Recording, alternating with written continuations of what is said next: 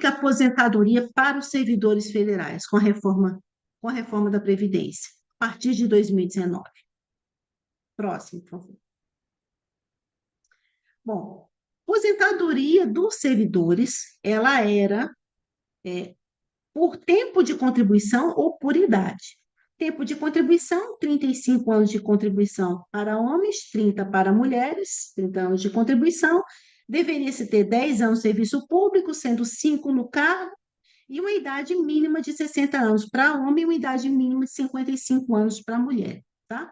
Se fosse uma aposentadoria por idade, seriam 65 anos para homem, 60 anos para mulher, com 10 anos de serviço público e 5 anos no cargo. Isso era antes da emenda constitucional 103. Depois de 2019, ficou: o servidor vai precisar ter 65 anos de idade, o homem, e a mulher 62. Veja que interessante aqui.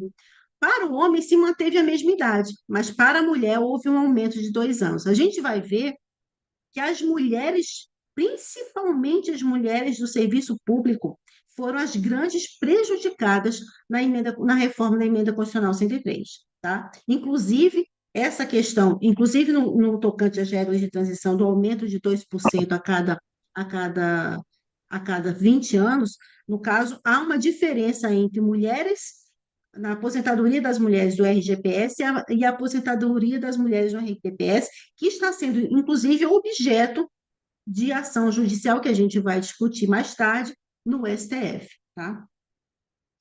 Inclusive, eu já vou dizendo para vocês, eu vou dar um spoiler, a gente está perdendo lá, com relação a essa questão. Bom, então houve a manutenção no idade, mas com esse aumento de 2 anos para as mulheres. E verifica-se, no caso, que a emenda constitucional 103, o que ela realmente trouxe de prejuízo para os trabalhadores de uma forma geral e os servidores públicos englobados nessa categoria ampla de trabalhadores, é a forma de cálculo. Houve, na verdade, com a reforma da Previdência, uma redução no valor a ser recebido, tanto das aposentadorias quanto das pensões. Isso por quê? Porque para o servidor se aposentar, ele se aposenta com a média de 60% das suas contribuições, aumentando 2% a cada ano, até chegar a 100 com 40 anos de contribuição.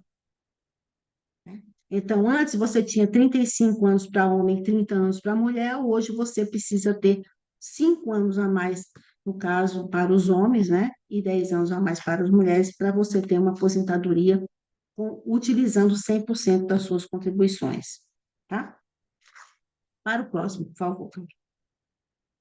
E quais são as dúvidas mais frequentes assim que surgiu a reforma da Previdência? Bom, eu já tinha direito adquirido, já tinha preenchido os requisitos para aposentadoria até 13 de 11 de 2019, que foi a vigência, né? Foi o marco regulatório da emenda constitucional 103. Nesse caso, se eu tinha preenchido os direitos, se eu já tinha direito adquirido, se eu já recebia abono de permanência, eu tive direito à manutenção das regras anteriores. Para aqueles servidores que não preencheram os requisitos, que ainda precisavam de idade ou tempo de contribuição, tempo de serviço público, ou tempo no cargo, esses servidores, então, tiveram que se submeter às regras de transição. Já agora, sob a regra geral da emenda constitucional 103, no sentido da forma de cálculo dos benefícios, tá? Próximo, por favor, Camila. E quais são essas regras de transição? São duas. Uma regra de transição de pontos e uma regra de transição de pedágio, tá? Na regra de transição de pontos, né, após janeiro de 2022, o homem tem que ter 62 anos de idade para obter a aposentadoria e a mulher 57. Tempo de contribuição, o homem tem que ter 35 anos de tempo de contribuição e a mulher 30. E a soma dos pontos, que é a idade mais tempo de contribuição, no caso, o homem tem que ter 96 pontos, tinha que ter 96 pontos em 2019, mais um ponto a cada ano. Então, 2019, 96 e um ponto acrescido a cada ano, até chegar em 105 pontos em 2028. E a mulher, 86 pontos em 2019, também com acréscimo de um ponto, até chegar em 2033, com 105 pontos também, tá bom? Com 100 pontos, aliás. Na regra de transição por pedágio, há necessidade da, de 60 anos para homens, o homem ter 60 anos para poder requerer a sua aposentadoria na regra de transição de pedágio, e 57 anos mulher. O tempo de contribuição do homem é 35 anos, mais um pedágio de 100% do tempo que faltava em 12 de 11 de 2019 para ele aposentar. E a mulher, 30 anos, mais um pedágio de 100% do tempo que faltava em 2011 para aposentar.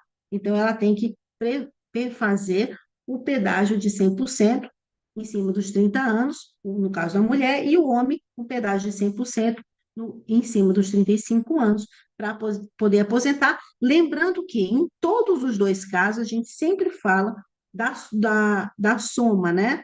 Da idade com o tempo de contribuição. Então, não tem mais só a questão da idade, você tem que fazer uma soma, ou em pontos, ou em pedágio, para poder obter a aposentadoria, tá bom? Próximo, por favor, Camila. Agora, a pensão por morte. A pensão por morte, ela atinge absolutamente todos os servidores. Então, mesmo aquele servidor que aposentou na regra anterior, na regra da emenda constitucional 2098, que tem, por exemplo, direito à integralidade e paridade, a pensão que vai ser concedida aos seus descendentes ou ao seu cônjuge é aquela pensão prevista na emenda constitucional 103, tá?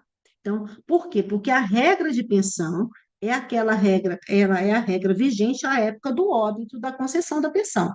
Então, não se usa, mesmo para aqueles que têm direito adquirido, as regras anteriores, é a nova regra. E a nova regra é um absurdo, né? Essa regra de pensão, ela trouxe um prejuízo desumano para, para os trabalhadores de uma forma geral no Brasil, porque essa regra ela é absolutamente igual no RGPS e no RPPS, né?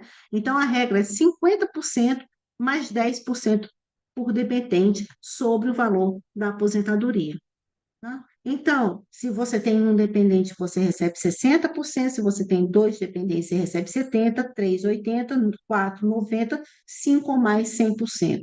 Então, para receber 100%, era o que se recebia antes, né? Porque vocês sabem, quando a pessoa falecia, ela recebia, a pensionista ou o pensionista recebia o valor integral da aposentadoria.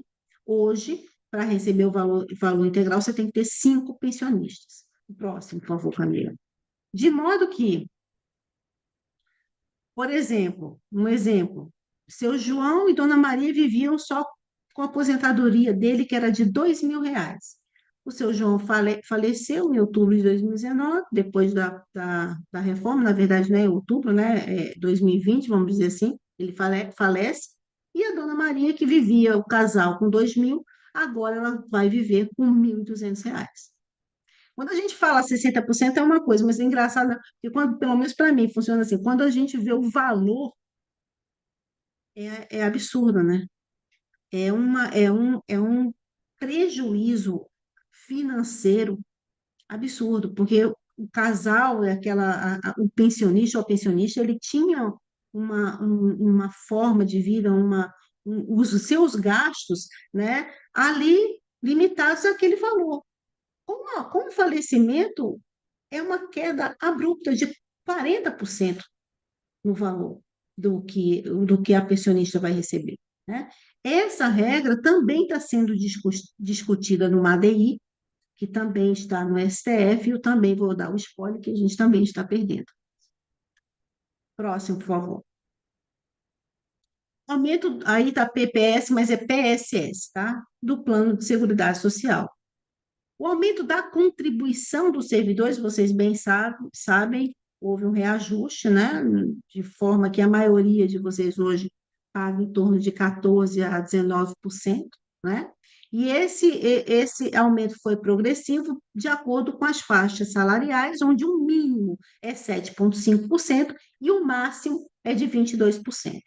Essa tabela, então, essa questão da progressividade também é uma questão discutida no STF. Próximo, por favor, Camila. Dúvidas frequentes sobre aposentadoria e pensão, né? O servidor pode receber duas aposentadorias? O servidor pode receber duas aposentadorias desde que sejam em regimes diferentes, uma aposentadoria no RPPS e outra aposentadoria no RGPS. Ele não pode receber duas aposentadorias do mesmo regime de previdência, tá? Ou seja, duas aposentadorias no RPPS, a não ser naqueles casos legais que eu vou falar mais adiante. Próximo, por favor, Camila. O servidor público não pode contribuir para o INSS como segurado facultativo. Essa é uma pergunta que me fazem muito em plantão, né? O servidor tem aposentadoria, vai receber aposentadoria pelo regime próprio, e ele pergunta para mim, doutor, eu posso contribuir como facultativo para receber no RGPS também? Não pode, tá? A única forma do servidor receber uma aposentadoria pelo RGPS é se ele tiver uma atividade remunerada. Caso contrário, ele está perdendo dinheiro se ele contribui como facultativo, tá? Como segurado facultativo. Próximo, por favor. O servidor pode receber duas pensões por morte? Sim, mas somente se forem também de regimes diferentes. Então, uma pensão concedida pelo RGPS e outra pelo RPPS. Próximo, por favor. Posso conseguir duas aposentadorias trabalhando somente no serviço público? Somente naqueles casos previstos na Constituição para profissionais de saúde, para professores e para aqueles servidores que exercem um cargo de professor com outro técnico científico. Fora dessas situações, não é possível acumular. Próximo, por favor, Camila. Bom, é vedada a acumulação integral de aposentadorias de pensões ou de aposentadoria e pensão no mesmo regime previdenciário. Todavia, o aposentado pode optar pelo benefício mais vantajoso. De que maneira? Próximo, por favor. Como é que acontece a possibilidade de cumulação, né, desse benefício mais vantajoso, né? O valor da pensão por morte ou aposentadoria menos vantajosa vai ser escalonada. Então, se o servidor recebe até um salário mínimo, ele vai receber o percentual cheio. Se ele recebe entre um e dois salários mínimos, ele recebe 60% do que ultrapassar o salário mínimo. Entre dois e três, ele recebe 40%. Entre 3 e 4, ele recebe 20% do que ultrapassa os três salários mínimos e acima de quatro salários mínimos, 10% do que ultrapassar quatro salários mínimos, tá? Esse é um cálculo que também causou muita confusão, muita confusão no início. Hoje as pessoas entendem um pouco melhor, mas é porque realmente é uma mudança muito grande que não havia antes, né? Então é difícil para as pessoas poderem, na verdade, absorver essa mudança, né? Que é uma mudança muito drástica que não existia na forma de cálculo, não era dessa forma. Próximo, Camila, por favor.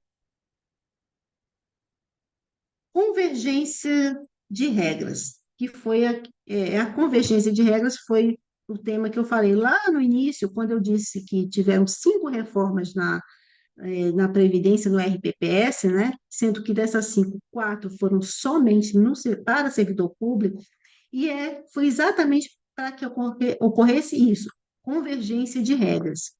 Para o servidor, foram retiradas as vantagens do RGPS e mantidas as desvantagens no RPPS. Veja só, tempo mínimo de contribuição de 25 anos para aposentadoria no RPPS, contra 20 anos no RGPS. Então, para quem aposenta no regime geral, contribuição é de 20 anos. Para o regime próprio, 25. Contribuições progressivas dos servidores entre 7,5% a 22%, só para servidor. Contribuição para a previdência de aposentados e pensionista. No RGPS não tem contribuição. Depois que o trabalhador se aposenta, ele não contribui mais nada. O servidor continua contribuindo, mesmo que ele esteja limitado ao teto. Ele continua contribuindo, mesmo depois de aposentado. Contribuição extraordinária dos servidores ativos e inativos. Essa contribuição extraordinária é a grande pegadinha que tem na Emenda Constitucional 103 para vocês. É a possibilidade de se instituir, caso haja déficit, uma contribuição extraordinária que ninguém sabe de quanto vai ser, mas que vocês terão que pagar, tanto ativos quanto aposentados, terão que pagar uma contribuição extraordinária caso o governo de plantão entenda que existe déficit no regime próprio, né? Então, assim, essa contribuição extraordinária, ela também está sendo discutida no STF, e dentre todas as matérias, é a única matéria que está tendo um entendimento favorável ao servidor, tá? É a contribuição extraordinária. Mas não para que ela seja retirada, mas que é, a existência de déficit possa ser comprovada. Só isso. Então, a possibilidade de contribuição extraordinária, ela continua mesmo com o julgamento favorável da DI, 6361, eu acho que a gente vai falar mais adiante, tá? E servidores pós fevereiro de 2013 recebem teto do RGPS, né? Então, mesmo recebendo o teto, ele tem contrapartida mais severa, como as alíquotas progressivas e como a contribuição pós-aposentado. Então, assim, se o servidor não tem uma carreira, não tem uma carreira, por exemplo, principalmente para quem tem integralidade e paridade, que concede reajustes acima do teto do RGP, acima dos reajustes do RGPS, hoje em dia não se tem vantagem nenhuma em receber uma aposentadoria no serviço público. Então, é uma grande mentira realmente o que se coloca, né, na sociedade, na mídia, falando que o servidor é beneficiado com aposentadoria diferenciada.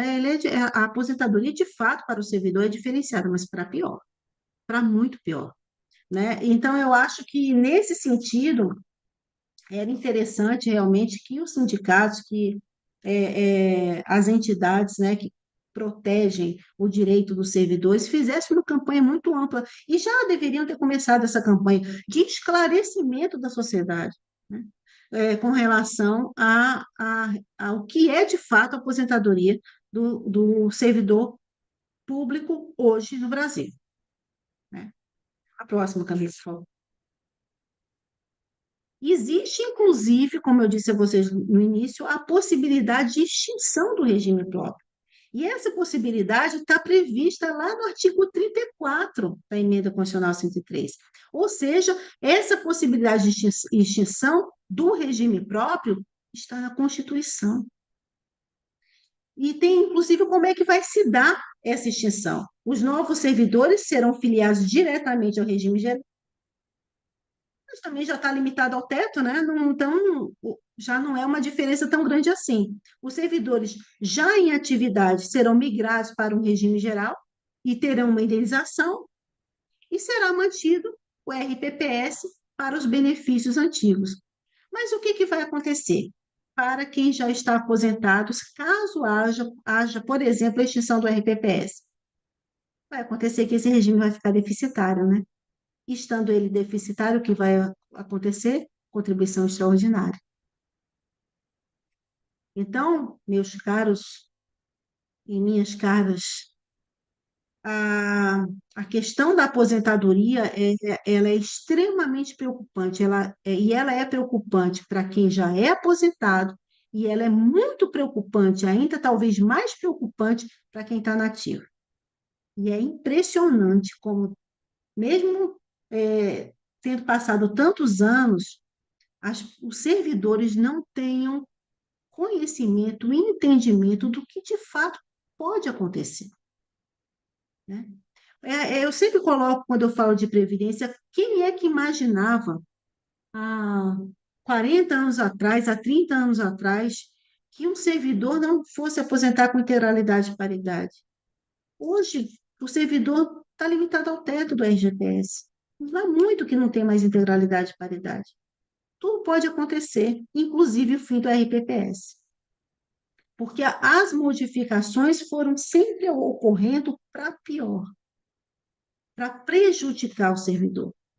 E essas modificações, elas acontecem a passos largos, a passos muito largos.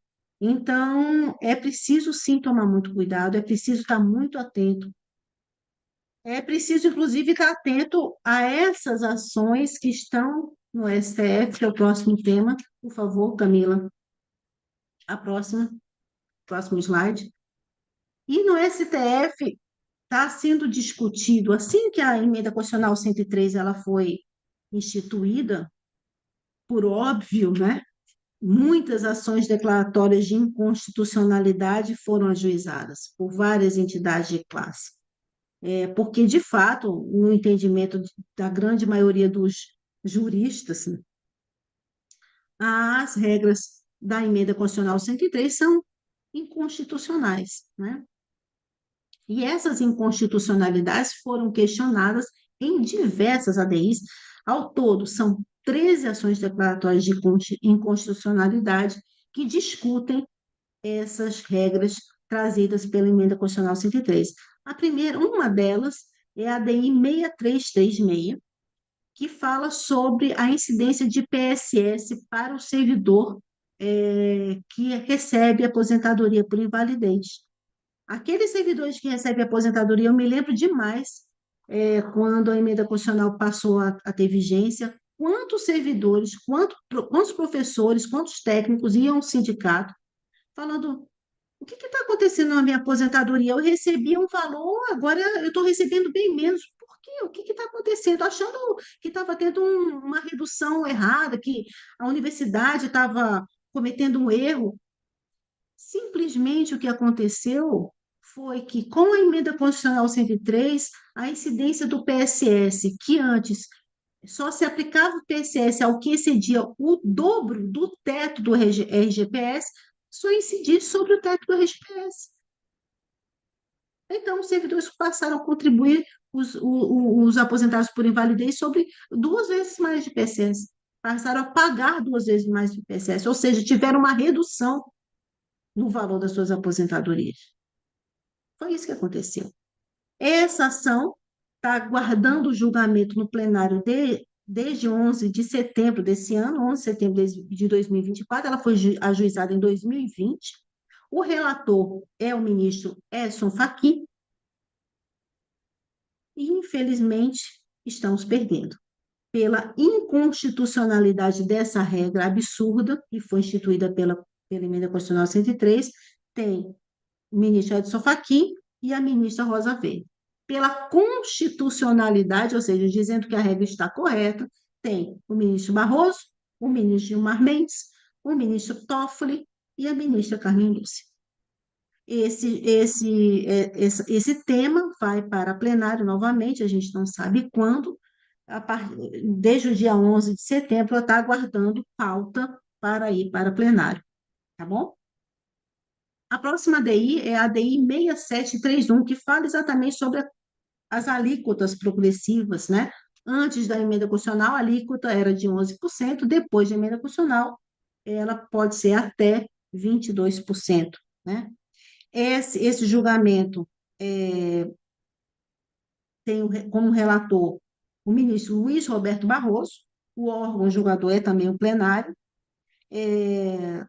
Houve julgamento dessa ação junto com as outras 12 ações declaratórias de inconstitucionalidade.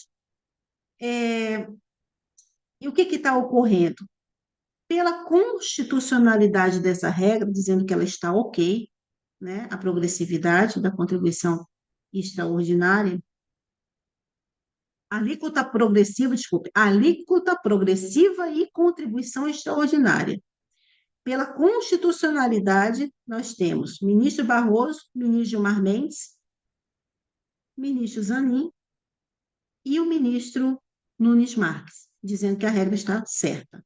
Pela inconstitucionalidade parcial da regra no tocante à contribuição extraordinária apenas, tem o ministro Edson Fachin, Dias Toffoli, Carmen Lúcia, Rosa Weber, Alexandre de Moraes, com alguma mudança no voto dele, André Mendonça também com alguma mudança, e o ministro Luiz Fux também com uma ressalva.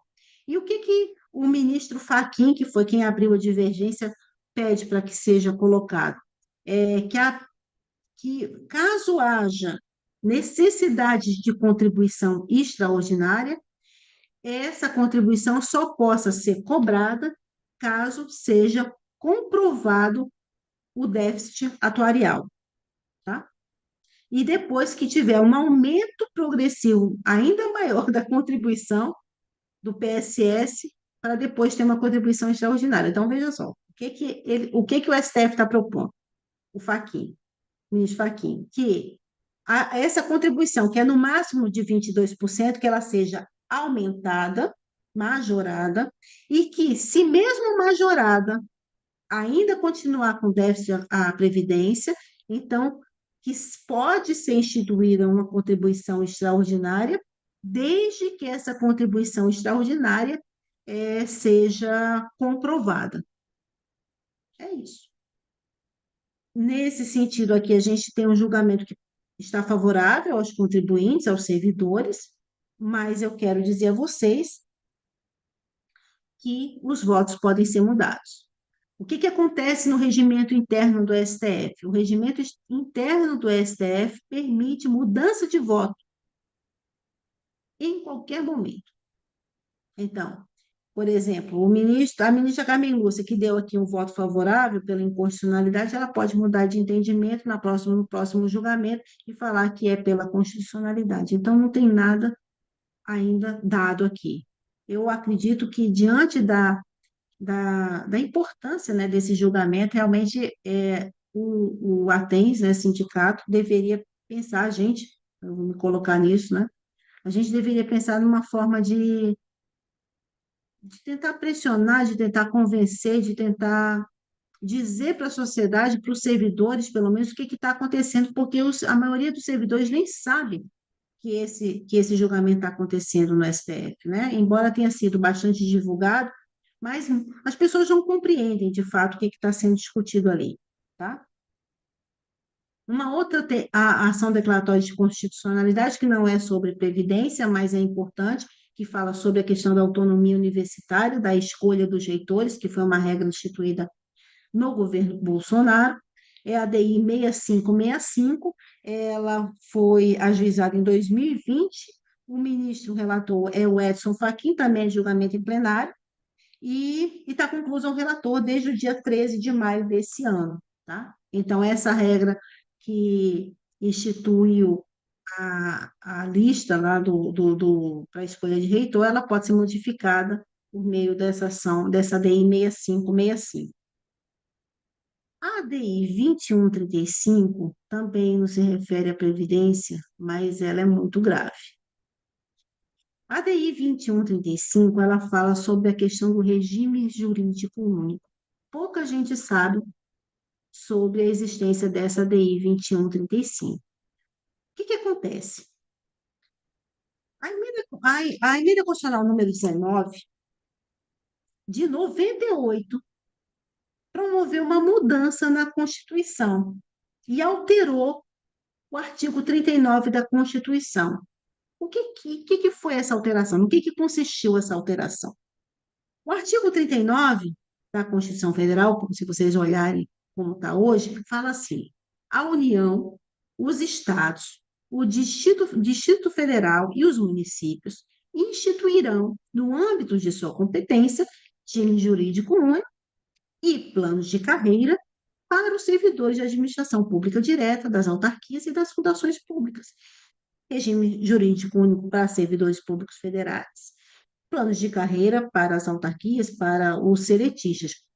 Ok. Então, regime jurídico único, Lei 8.112, vigente, e planos de carreira. É o que diz o que dizia o artigo 39 antes da emenda constitucional de 98. A emenda constitucional 19 de 98 propôs a retirada do regime jurídico único e a retirada do plano de carreira.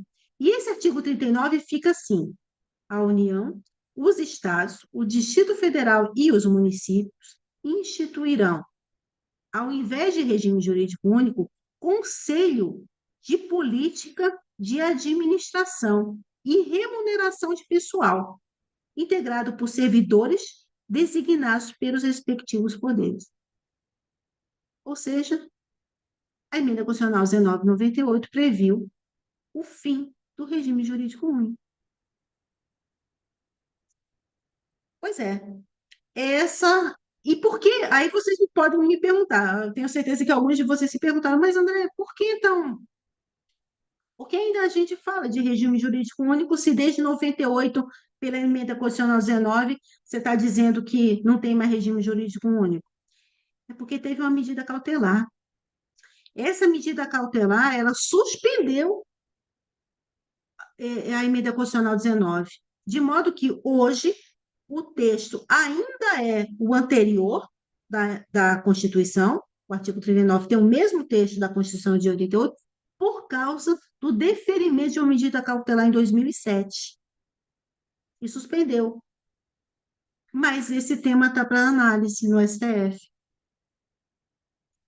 E esses autos foram remetidos para julgamento no dia 30 de março de 2023, e aguarda julgamento. Ministra Carmen Lúcia é a relatora.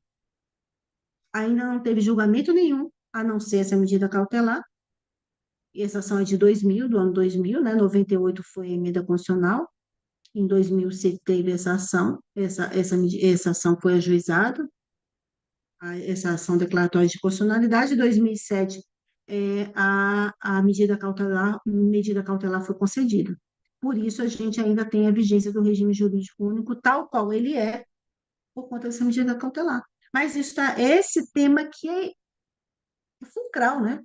É absolutamente central, está em análise no STF. Essa é uma reforma administrativa que está acontecendo ali, que está ali sob a competência do STF, na surdina, e quase ninguém sabe. Você veja, né? Por isso que a informação é tudo, né? A informação é uma coisa muito importante, né? Para que a gente possa saber o que está acontecendo e lutar pelos nossos direitos, né? A próxima, por favor, Camila.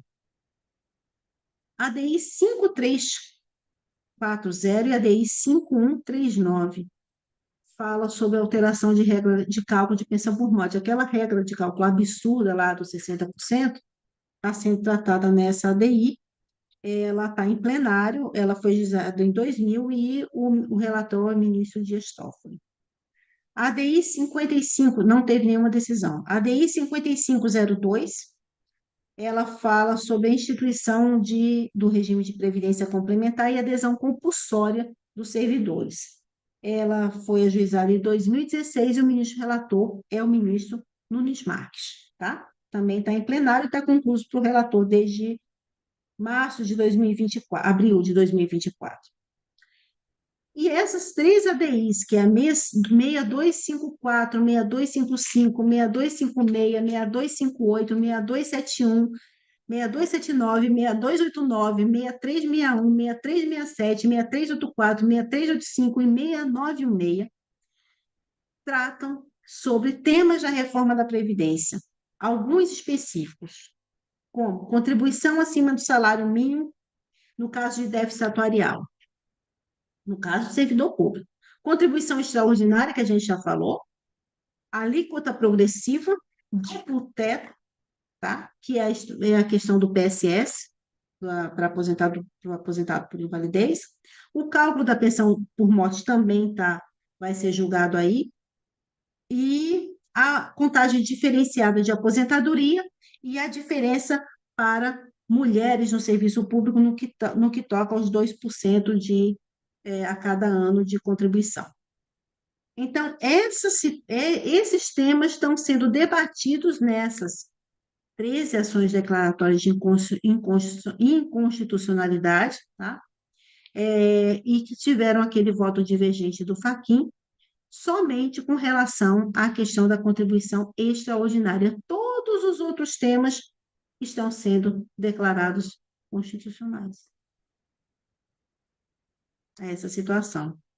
É, com relação à questão da contribuição extraordinária, então está sendo discutido ainda essa possibilidade ou não de publicação, de ter comprovação do déficit atuarial, tá? Então, existe uma maioria com relação a essa situação formada, mas não teve julgamento definitivo porque o ministro Gilmar Mendes pediu vista. Então, o processo está com o ministro Gilmar Mendes. Como ele pediu vistas do processo, o processo vai ser novamente levado a plenário, e eu vou repetir, me desculpem, mas novamente sendo levado a plenário, vocês já sabem, o voto dos ministros pode ser modificado, tá? Então, essas são as colocações que eu trago para hoje. Eu estou aqui para responder perguntas, caso eu consiga, para que a gente possa, então, conversar sobre isso aí que eu trouxe para vocês.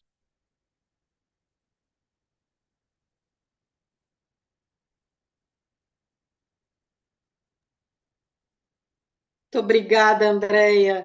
Eu não sei se eu te agradeço ou se eu choro, o que, que é para fazer agora, né?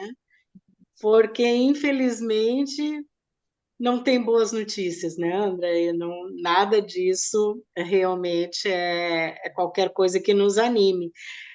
Mas pode nos animar para a luta realmente, que é o que nos resta, né? Nós tomarmos essas esses ataques, né, essas ameaças de perdas de direito. Aliás, as perdas já estão instituídas, porque agora já é uma forma de reverter, né, o que foi já aprovado amplamente pelo Congresso com a reforma da Previdência, mas se ainda existe a possibilidade, é uma obrigação nossa, como servidores públicos organizados, né, e ir juntando realmente quanto mais pessoas que vão tomando conhecimento dessas medidas para se tentar fazer uma manifestação, algum tipo é, de contra, né, de se manifestar, de realmente tentar mudar essa realidade. Eu coloco, então, aberto aí para as perguntas. Deixa eu ver se tem alguma coisa no chat. Parcianello Tem uma pediu pergunta. para falar. Parcianello, está com a Quem mão levantada. Parcianello. tá bem, eu não vi Aí, porque eu chefia, não estou com dificuldade aqui. E tem uma pergunta aqui no chat também. Tem duas. Pode falar, Parcenela, enquanto eu organizo aqui. oi, pessoal. Andréia, eu fui fazer isso já faz tempinho, fui fazer a minha contagem lá de contribuição para o abono e para a aposentadoria lá no setor, que isso aí eu já estou afastado desse trabalho faz tempinho, e eu estranhei que me deram 4 fórmulas de aposentadoria, 4 tipos de embasamento legal. E no segundo embasamento legal era pela média. Eu digo, mas como pela média? E aí, o que que acontece? Eu tenho visto colegas se aposentarem pela média. Colegas que, da minha época, pela média, e estão se aposentando com valor superior à remuneração do mês. E um dia desse eu fui tratar isso com o Giovanni, e nós chegamos à conclusão que esse tipo de aposentadoria para nós mais antigos não é legal, porque isso aí vai bater lá vai bater no TCU. E vão dizer, mas como é que o José se aposenta acima da remuneração do último mês dele, que ele se aposentou? Já o que diz lá no regime jurídico, lá é isso aí, que tem que ser a remuneração do mês que se dá a publicação no diário. E aí eu vejo que tem vários colegas fazendo isso. E estão ganhando, assim, que conversa comigo, 2.000, 3.000 a mais na aposentadoria pela média. Eu não sei, mas eu acho que isso aí logo adiante aí vai ter um revés jurídico aí no TCU. Eu queria ver a tua opinião nisso, porque os colegas nos procuram e eu não estou mais por dentro desse assunto. Eu digo, olha, converse com o Giovanni. O Giovanni está bem Uhum. inteirado disso. Aí o pessoal procura o Giovanni antes de decidir. Mas eu estranhei esse tipo de fórmula de cálculo, de embasamento legal para nós, os mais antigos. É estranho mesmo, Bastianello, porque, na verdade, muito provavelmente, quando chegar no Tribunal de Contas, eles vão suspender essa aposentadoria. E aí é complicado, porque aí vai ter, talvez, até possibilidade de devolução, né? O que é pior. Então, é preciso ver com muita atenção esse tipo de situação, de fato, e encaminhar para a assessoria jurídica, como você está fazendo, porque não é simplesmente suspender, é ter que devolver muitas vezes, dependendo do caso, né? Tem que ver. Então, assim, é complicado, é muito complicado. Então, num caso como esse, eu não vejo possibilidade jurídica de manutenção de uma aposentadoria que fique maior do que o que você recebia na ativa, o último salário da ativa. Não tem Sim. como. Não, Nem eu na acho que regra até vai. boa da emenda constitucional 98 era É, possível ser mais. é. Eu entendo que vai acontecer até de responsabilização do gestor que assina isso. Pois é, como é que pode? Marcelo, você sabe se em outras universidades também está acontecendo isso? Ah, acredito que sim, porque isso aí o SIAP permite, os colegas vão lá e, ô, Parçanelo, qual é a tua... Ah, eu quero optar pela média. Eu vou lá e faz uma prévia para mim no SIAP. Só que os colegas lá da aposentadoria, a juventude que está lá, os quatro são advogados. E os quatro fizeram um questionamento que estão achando que estão fazendo errado isso aí. O questionamento deles foi para o gestor e agora foi para a procuradoria. Eu acho que a Ah, procuradoria não vai se manifestar nisso, vai dizer que é matéria do SIAP, do MGI se manifestar. Eu acho. Ou consultoria jurídica do MEC. Talvez eles não, talvez se manifeste, mas acho que em matéria de gestão de pessoas, acho que eles não vão botar a mão nesse vespeiro aí. Acho que eles vão chutar para o MGI ou para o MEC. Mas, no meu entender, eu acho que tem coisa errada aí. Não sou advogado, né? Mas eu acho que tem coisa. porque aí Eu você estranhei tem uma. quando veio no meu mapa isso. Digo, ué, mas por que esse tipo de aposentadoria? Pois é, porque você. Mas como é a média nesse caso? Fazer a, fazer a média das 80 maiores, não é mesmo? As 80% maiores fica maior do que Eu o último acho, salário? né?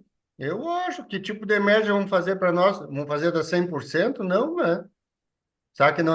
Eu até vou me esclarecer melhor disso, depois eu te mando, mas é o que Não, os colegas mais antigos estão saindo aqui na universidade. Até isso dificulta para a gente ver como que é a contribuição no nosso sindicato aqui na seção, uhum, entendeu? O cara já não tem mais classe padrão, não tem mais nada, é uma linha lá no contra-cheque, lá, proventos média salarial. Até era bom dar uma conversada aí no FRN, se estão fazendo assim também. pois é. E, Ângela, depois você dá uma olhada também, porque é muito complicado. A gente vai ter que atuar nisso aí, viu? Ângela, tem mais alguém para fazer pergunta? Eu posso responder do chat aqui. Sim. Exatamente, eu vou ler aqui, porque às vezes as pessoas não estão acompanhando, e já passo para você. A Nazaré está perguntando se o funcionário público da área da saúde pode ter duas aposentadorias de regimes diferentes e mais a do INSS, no caso são três, né? Aí a Arlete pergunta se sobre o fim do abono permanência, Andréia, também está aí, né, sendo discutido, tem uma proposta de emenda. A Nazaré também pergunta quem já está aposentado pela integralidade pode perder. O Aquiles só te cumprimenta, e a Nazaré pergunta se quem está aposentado pode perder o direito de aumento igual aos ativos. Então, tanto a paridade como a integralidade que ela está perguntando. É isso. Bom, com relação à possibilidade de ter três aposentadorias, O que diz a Constituição são duas, né? São duas, a possibilidade de acumular uma aposentadoria com outra aposentadoria, ou um de técnico com de professor, saúde com professor, saúde com técnico. Então, se acontece de você ter mais um vínculo, que se esse vínculo é um vínculo onde você tem ali a questão das horas garantidas, né? Toda essa situação que tem que ter, né? Garantido ali, é possível, talvez porque você está contribuindo, é uma atividade remunerada, tem que ver caso a caso, viu, Nazaré? Talvez seja possível caso você preencha os requisitos, logicamente, para a concessão, né? Mas como você, no caso, contribui, talvez seja possível. Mas aí, duas do RGPS, porque vai para o mesmo regime, não sei. Seria um caso de conversar, né? Poderia a gente pensar uma do regime próprio do Estado, com uma do município, outra do Previdência de INSS. Bom, mas são muitos casos aí, a gente teria que ver caso a caso para poder responder você, tá? A questão do fim do abono, de fato, existe um projeto, né, de lei referente à questão da possibilidade do fim do abono, já está há muito tempo, eu não sei dizer como é que está tramitando esse projeto, tá? Eu posso verificar para dizer como é que está essa tramitação desse projeto de fim do abono de permanência. E a questão da possibilidade de perder a integralidade e paridade, não. Não vejo possibilidade de perder a integralidade e paridade, até porque tem uma súmula do STF que permite a manutenção do direito adquirido. Nazaré, o que acontece é que, de fato, por exemplo, com uma contribuição extraordinária e tudo mais, você acaba tendo um prejuízo muito grande que acaba comprometendo mesmo o sentido da integralidade da paridade, né? Mas perder, não. Perder não é possível, não, tá?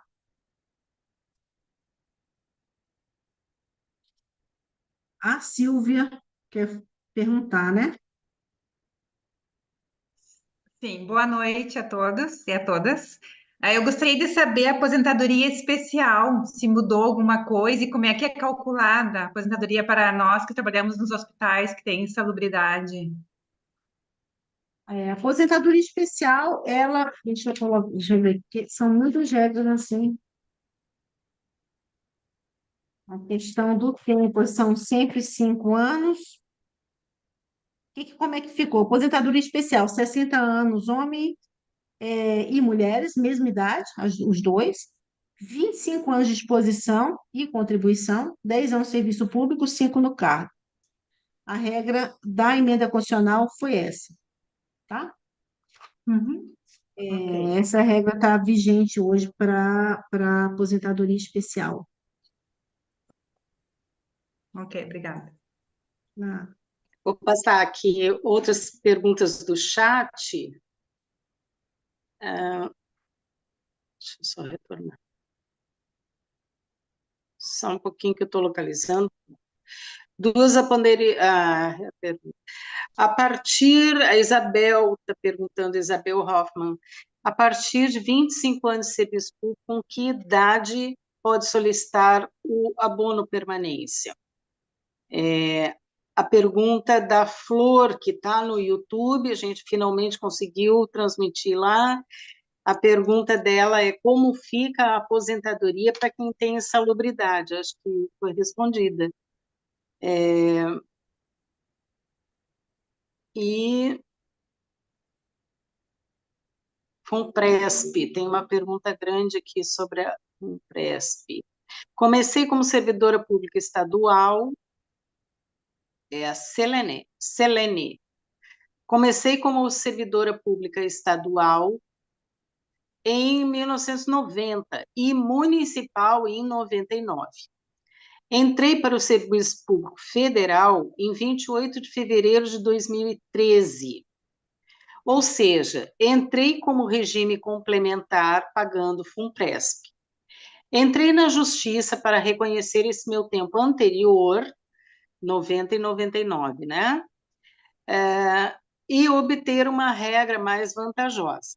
A UFERSA reconheceu o meu tempo de serviço anterior para efeitos de aposentadoria, pois estou recebendo o abono permanência. Nesse caso, continuo contribuindo para a FUNPRESP e sem as vantagens devidas. Não é uma pergunta, ela está afirmando. Nesse caso, continuo contribuindo para a FUNPRESP sem as vantagens devidas. Como está a situação desses casos no STF? Não sei se você conseguiu pegar todos os detalhes, Andréia, se for necessário, eu repito. Eu acho assim, nesse caso aqui, eu precisaria entender qual foi essa ação na justiça que você ingressou, sabe? Porque, por exemplo, se for uma ação na justiça, somente para considerar o tempo de serviço público federal é uma situação. Se você entrou na justiça para que, por exemplo, o teu tempo estadual, caso seja intermitente, né, se não tiver, não tenha tido descontinuidade, seja da regra de 90, por exemplo, para que você possa ter uma aposentadoria na emenda constitucional 2093, uma regra mais vantajosa, é uma outra situação, né? Então, assim, eu precisaria, eu acho complicado ficar respondendo essas perguntas muito pessoais numa live, porque, ou assim, porque, na verdade, a gente precisa ter mais detalhe. Essa é uma situação que eu precisaria ter um pouco mais de detalhe sobre ela, assim, para que eu possa realmente emitir um juízo de valor. Mas nesse caso, porque depende da ação judicial que você entrou. Mas o que eu posso lhe dizer é que, enquanto essa ação judicial não tenha transitado julgado, permaneça como você está, fazendo aquilo que você está fazendo. Porque a ação, ela só de fato vai ter validade para você quando ela transitar em julgado, né? Porque enquanto ela não transita em julgado, ela, mesmo sendo favorável a você, tendo você pedido aquilo que você pediu, mas mesmo sendo favorável, ela pode ser modificada em qualquer uma das instâncias por onde ela ainda vai passar, tá bom? Então, permaneça como você está até o fim dela.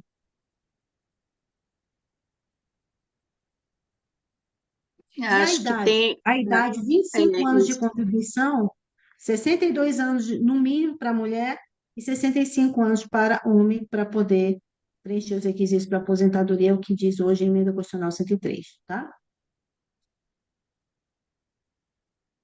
Uhum. Tem um comentário da Elisete. Boa noite. Essa questão da média mais alta, aquilo que o Parcenelo relatou, essa questão da média mais alta do que o último salário seria o efeito da inflação? Eu acho que sim. Isso mostra o quanto os salários estão defasados. Será que pode ser? Que o cálculo altera? Pode ser, né? Pode ser, porque é realmente estranho, né? Numa média que é uma média, né? Você tem um valor É, maior do que o valor da é, tua última remuneração. é. Mas aí pode entrar muitas outras contribuições extras que tu teve, até de uma ação judicial, alguma coisa assim, vai entrar nessa média, eu acho. Tá que não? Depende, se a ação judicial tem contribuição, Claro, PSS, se foi para a né? folha, né? Se teve desconto.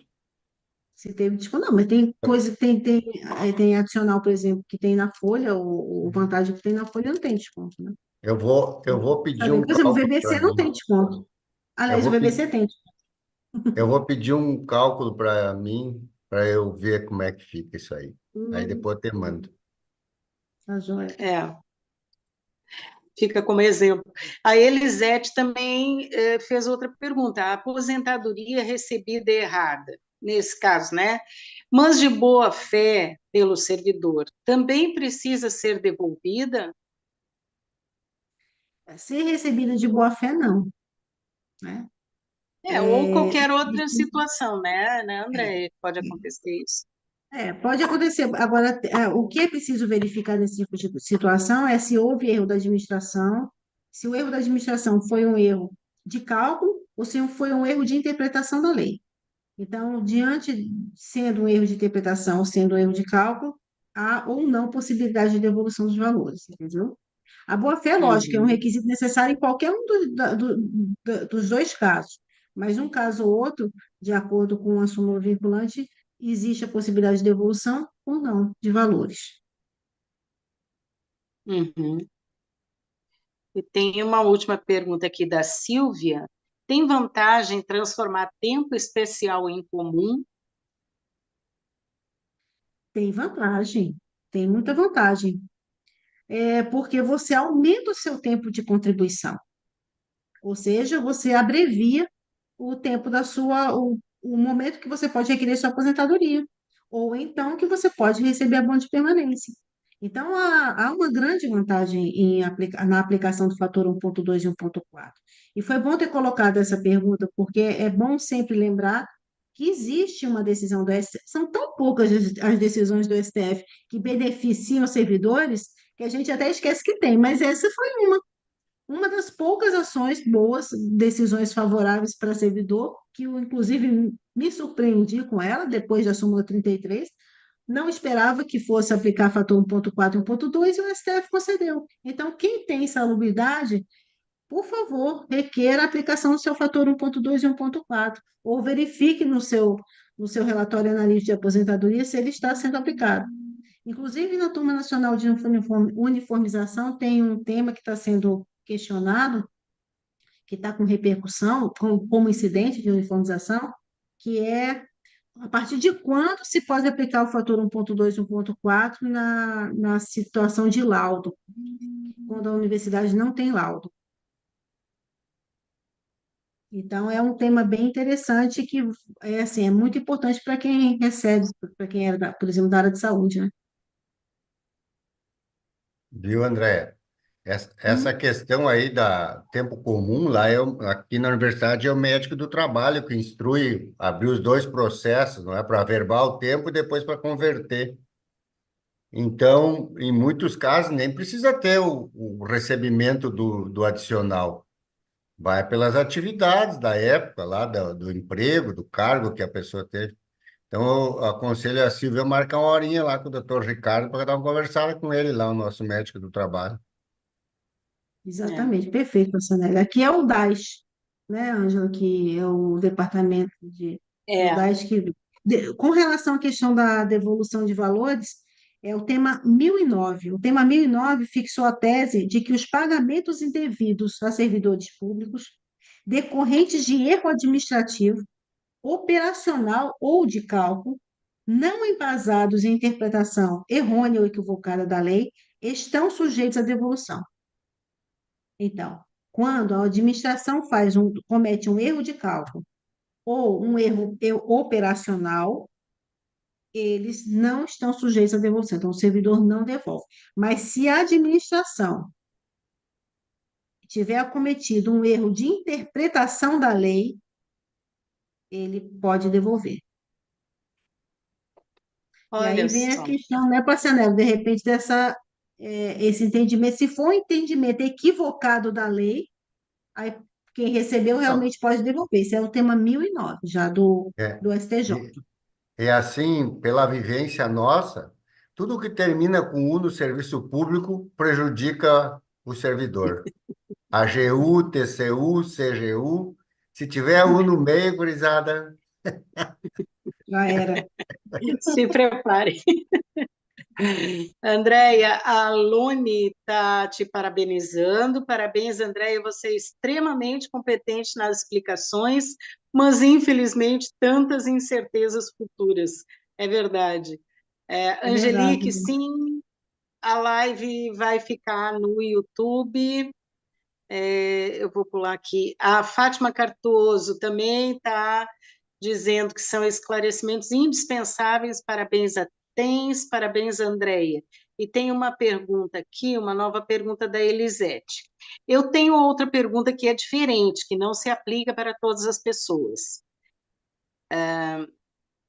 Sou economista, vejo juntando dinheiro aos poucos, deve ser venho, para me aposentar por conta própria. Tenho recém 16 anos de serviço público. Tenho pensado muito se vale a pena fazer o doutorado, pois a diferença de salário a mais eu considero pequena, 1.000 e 1.500 hoje em dia. Vale a pena concentrar o esforço mental em economizar e juntar investimentos, uns 200 mil em 4 anos, ou fazer um doutorado? Nessa hipótese, escolhendo uma opção ou outra, embora as duas não sejam excludentes, considerem o médio e o longo prazo. Considerando que não vai mexer nesse valor acumulado e vai ficar reinvestindo. Qual é a opinião de quem está conseguindo ver o futuro com mais clareza? Ô, André, que responsabilidade. Pergunta difícil. Bom, nesse caso aqui, eu entendi que você está, Elisete, querendo fazer um investimento em previdência, né? Previdência privada, eu acredito. Ou a FUNPRESP, talvez, porque a FUNPRESP pode ter uma contribuição facultativa. A FUNPRESP não é num RGPS da vida, porque se for no regime geral, esqueça, né?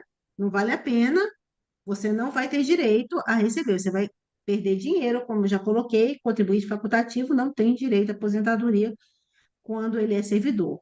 Mas se for na FUNPRESP, talvez seja um investimento interessante, né? Porque existe a possibilidade, sim, de se fazer esses investimentos, e eu conheço vários servidores que fazem esses investimentos. Agora, a FUNPRESP, assim como todo fundo de previdência, precisa ser bem gerido, né? Veja o que aconteceu. Eu sempre lembro isso também, o que aconteceu com a FUNCEF, o que aconteceu com a Petos, né? Com a Previdência dos Correios, né? Que são lugares onde são sindicatos que eu também trabalho, alguns deles, eles ficaram praticamente quebrados, essas previdências, né? E os aposentados pagando contribuição extraordinária. Então, assim, é preciso realmente ver como é que acontece a gestão. O que a gente sabe que, no fim das contas, é muito difícil nós, meros mortais, saber como é que está sendo gerido um fundo desse. Muito difícil, né? Porque uma má gestão ou um desvio de valor não acontece para todo mundo saber, né? E aí, quando se vê, aconteceu, e quem paga o prejuízo são os associados. Mas pode ser um investimento interessante. É isso. Gente, me ajudem para saber se tem mais alguma pergunta, alguém com a mão levantada. No chat não temos mais. Agora Tem uma pergunta da Nazaré no chat, que ela e uma outra pessoa estão perguntando se a integralidade e a paridade para quem já está aposentado, se ela corre risco.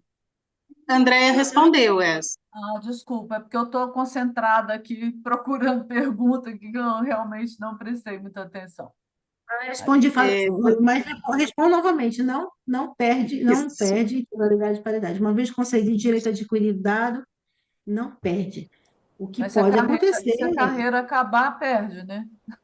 É isso que eu falei, pode acontecer, ter uma contribuição extraordinária, essa situação. Então, Eu já aí você Tá certo.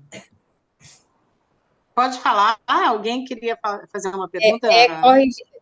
Corrigindo a pergunta de Nazaré com relação à aposentadoria, às 3 aposentadorias, é que ela fez errado. São Sim. 2 aposentadorias da saúde pelo regime próprio e uma do regime geral também da saúde. Se pode acumular as 3 aposentadorias. Mas essas duas do regime próprio, é do regime próprio RPPS, do Serviço Público Federal, ou uma é federal e outra estadual? Uma do serviço, uma federal e uma municipal. Uma federal e municipal. E mais uma do regime geral. Regime geral.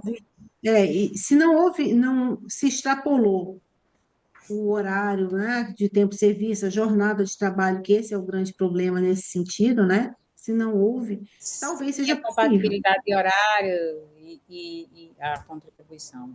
Entendi. Talvez seja possível, mas aí é uma coisa realmente é uma questão a ser. É um caso a estudar, né?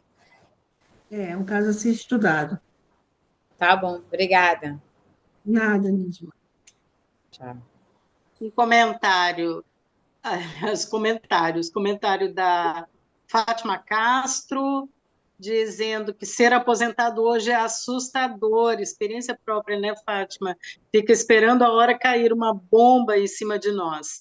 E a Cida, parabéns pela apresentação clara e esclarecedora da doutora Andréia, parabéns CAMAP e a TENS, Sindicato Nacional.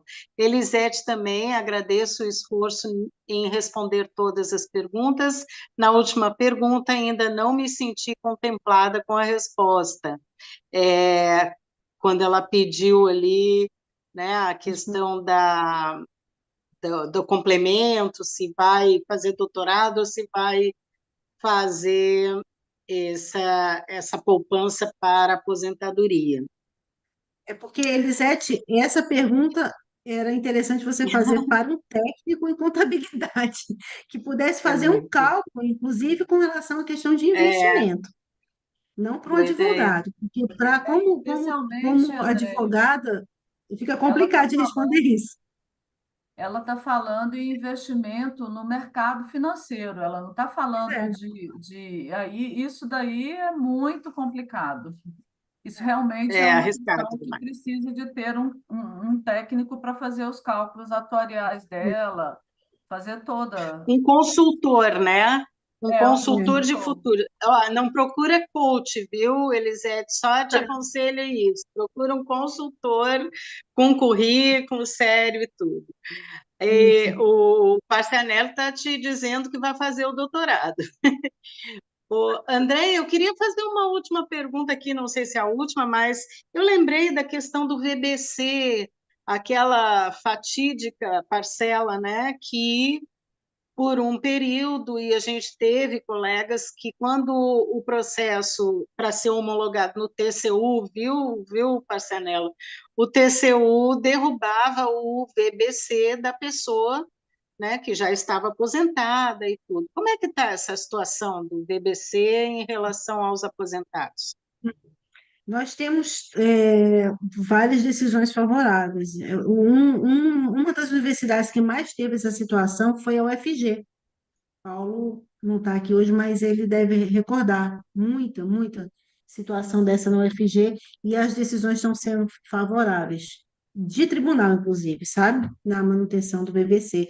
Porque a lei diz que é para manter, a lei 12.732 fala que é para manter, as outras também. Então, não tem como retirar. Uhum. Foi afoito, né? Pode ter sido um entendimento distorcido, obviamente, né?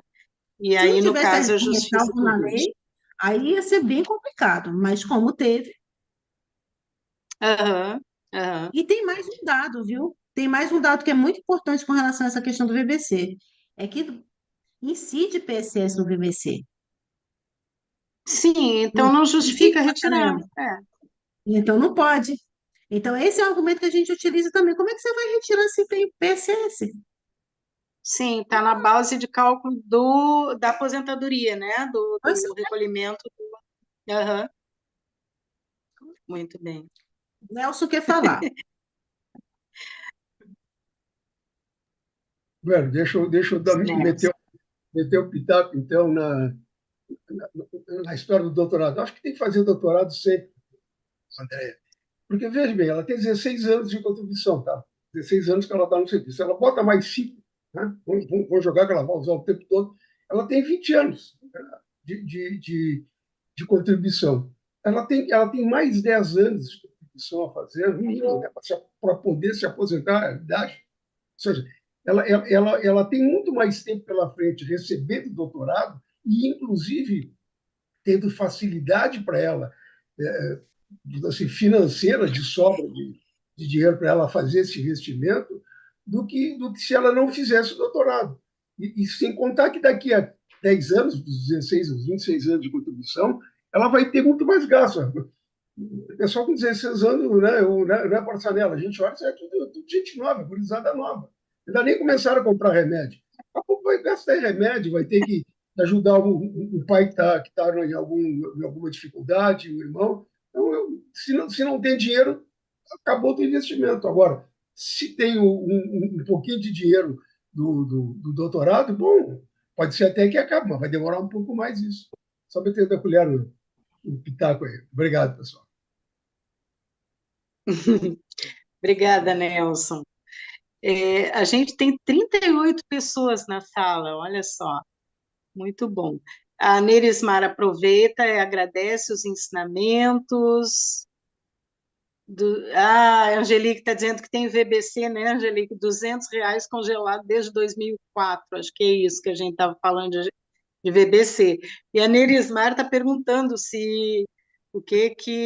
qual é a opinião, Andréia, sobre o RSC, se o governo vai mesmo implantar. Pergunta de milhões, hein, pessoal? Essa é. Pergunta de milhões. É uma questão política, né? Não tem jeito aí, vai ter que ser discutido lá no MGI. É uma questão É, política. correlação de De forças, né?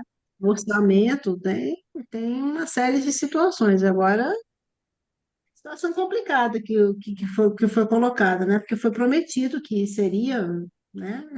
Então, complicado. Está no termo de acordo, né? O termo de acordo Então, assinado pelas partes e por todos os envolvidos. Também, até agora, não assinaram que não, né, André? Então, a gente está aguardando também essa manifestação do Ministério formal, né? Então, tem duas coisas aí. Também não disseram que não, mas também o projeto de lei também não foi levado, né? Não. O Isso, projeto de isso, lei. isso. Então, tem um acordo, Ainda tem não. um acordo assinado, que a princípio, né, a gente pensa não deve ser descumprido, mas também ainda não tem um projeto de lei. Então, Mas, Tudo pode acontecer. André, esse assunto a gente tem discutido bastante. É que a Fazubra e a Sinasef querem conceder RCC para todo mundo, para fundamentar incompleto, contar tempo de serviço, sabe? Aí o governo demorou muito, começou né? a calcular isso aí, começou a ver quem que tem a qualificação de cada um. Isso aí vai dar um avião de dinheiro. Começar a conceder assim, sabe? Um trenzinho de alegria, como qual é o conceito aqui, conversei com o pessoal do sindicato, que seja o mais amplo possível que atenda a todo mundo. Foi o que a coordenadora me disse. O governo viu o cálculo, se apavorou. Se apavorou. Quem é que não quer ganhar um aumento de 23% do mestrado, doutorado em 2026? Quem é que te deu esse aumento? Nem o governo não deu. 23% numa botada. Pensa bem. O governo. Isso aí faz todo sentido, né? É, O Sim. motivo, né? Exatamente é. esse. Não tem outro. Bueno, mas é fora do assunto. Eu gostaria que tu disponibilizasse material para nós. Tá com a Ângela, viu? Tá com a Tá, Ângela tá e, com a e, gente. e ela pode repassar sim. Tá bem, tá autorizado. Muito bem. Autorizado. Bom, eu acho que vamos nos despedindo, gente. Eu vou ler aqui as últimas mensagens de parabéns. A Venice parabeniza a live, as colocações da Andréia. Obrigada, viu, Venice? A Bárbara, excelentes informações, obrigada, Andréia. Arlete, parabéns, Andréia, obrigada pelos esclarecimentos. Fátima Cardoso, com uma agenda econômica apertada e a Previdência alegando déficit, qual a perspectiva de que seja retirado o desconto da Previdência dos aposentados, a PEC 06, né, que está tramitando? O que você acha, Andréia? Fátima, eu acho que o problema não é nem a agenda econômica, eu acho que o problema é o Congresso que se tem, né? Porque vai ter que ser levado para o Congresso e tudo mais. Então, aí eu acho que o grande nó é esse, sabe? Eu não sei se qualquer agenda que realmente seja progressista, que seja favorável aos aposentados, que mexa na Previdência, que eles têm tanto empenho em destruir, passe. Realmente, é um risco. A Nazaré ainda pergunta se existe possibilidade do RSC para os aposentados. Não tem como saber, né, Nazaré? Porque está lá ainda nessa questão, ainda não tem nada emitido formalmente. A Cláudia Camel, excelente live, muito esclarecedora. E a Selene, parabéns pela live, excelentes esclarecimentos. Fátima Cardoso agradece a Andréia, que fez o comentário ali O Wilson, lá do Ceará, excelente live.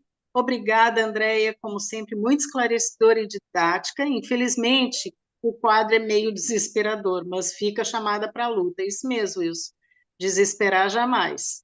A Nazaré, parabéns pela live. Vamos fazer outra. Vamos mesmo, Nazaré. Tem muita coisa para a gente discutir, né? Marcilene, excelente live. A Maria Helena Agenda também está parabenizando, excelente live. E, Andréia, suas palavras finais. Eu quero agradecer a vocês por terem estado aqui comigo hoje, discutindo, conversando. É sempre um aprendizado para mim, eu sempre aprendo com vocês também. E é muito bom essa conversa. E estou disponível sempre para vocês, para tudo que vocês quiserem. Aí eu tô aqui com vocês.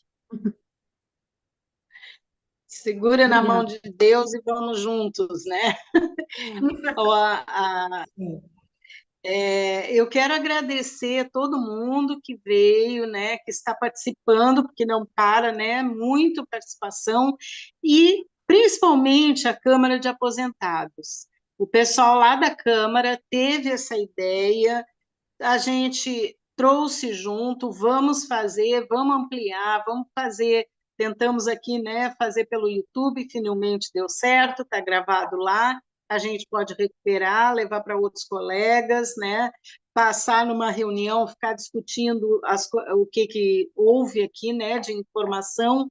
Acho que é bem importante também a gente compartilhar, né, o que a gente discutiu, para que mais e mais pessoas possam ter esse entendimento, né, dessas questões que não são só dos aposentados, as questões da Andréia falou isso, né, muito mais os ativos também precisam tomar ciência, né, de quais são as condições que impactam a vida funcional e até as decisões, né, olha só as colocações da Elisete, decisões que a gente tem que tomar, né, para a nossa vida.